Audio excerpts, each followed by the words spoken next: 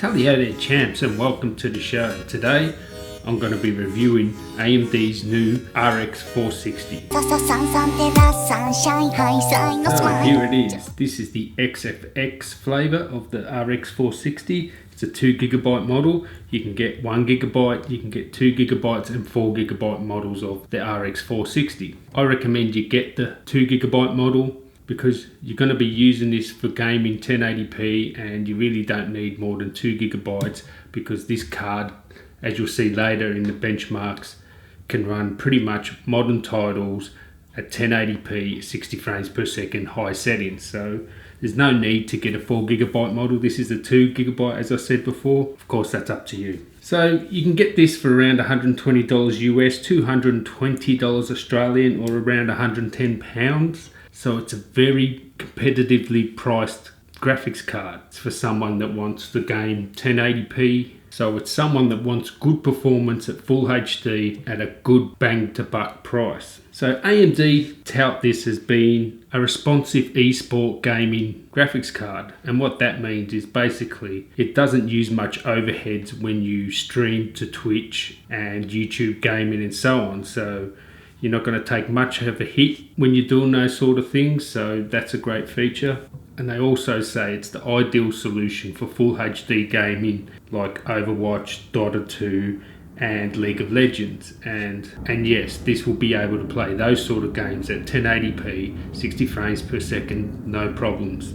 So the AMD 460 reference graphics card comes with 896 stream processors, CPU core clock of 1090 MHz and a boost speed of 1200 MHz and a memory clock of 1750 MHz, and this one has the 2GB GDDR memory. Now this is the XFX flavour of AMD 460, and this one comes with the third-party cooler, of course, and on top you get a 6-pin connector there. So pretty much all the third-party 460s with the third-party cooler will have this 6-pin there. So I definitely recommend you get one that has a 6-pin PCI power connector there, because you'll be able to overclock it much more stably. And this particular version here runs at 1220 megahertz. So I haven't had much experience with this brand of graphics card before, but I'm very impressed with this. One thing I noticed about this is very quiet. I cannot hear this over my case fans or CPU fans. It's super quiet even under load.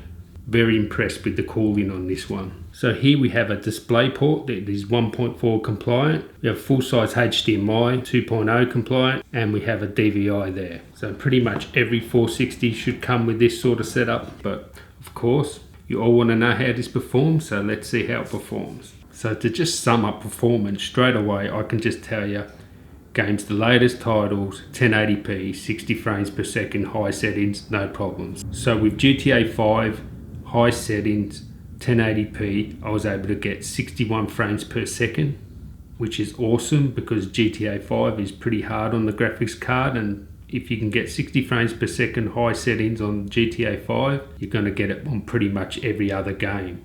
Now another game that's a graphics card killer is Crysis 3.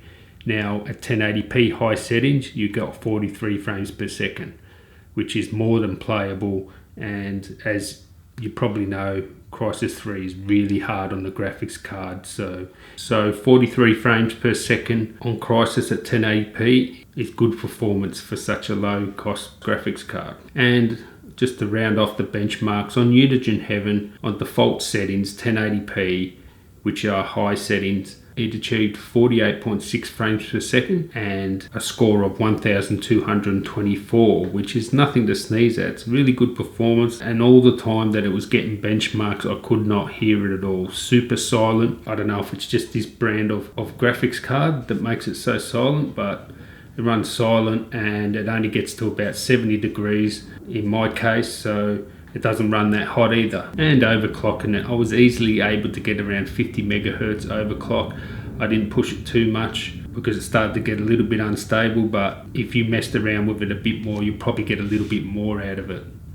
But considering it plays 60 frames per second, high settings, 1080p, I don't think you really even have to overclock it. So if you want to see this running the GTA 5 benchmarks at ultra settings, 1080p, After this review, I'll run a video that shows the whole benchmark of GTA 5 1080p ultra settings, and I think you'll see it runs it really well. So my nephew, Lockie, the bunter from Box Hill, he actually wants to build a PC, and we want to do it for less than $1,000, hopefully, which is about 700 US or 650 US, something like that. And he has a 1080p monitor, so there's no point getting a better graphics card than this. This would really fit the bill, I think. And he was going to go for something more expensive, but I think I might have a talk to him and say, well, you've got a 1080 screen.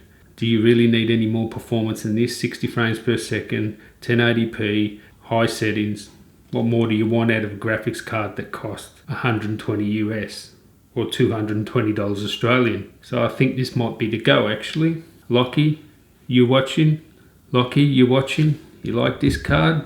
So anyway, I definitely recommend it. If you're on a budget and you want to game at 1080p, definitely check this card out. Coming up, I've got a review of the RX 470 and the RX 480, and then I'll actually compare all those graphics cards together. Make sure you subscribe if you want to see that. And I'd really like to thank you guys for watching. It would be awesome if you could give me a thumbs up there. And until next time, guys, tally ho.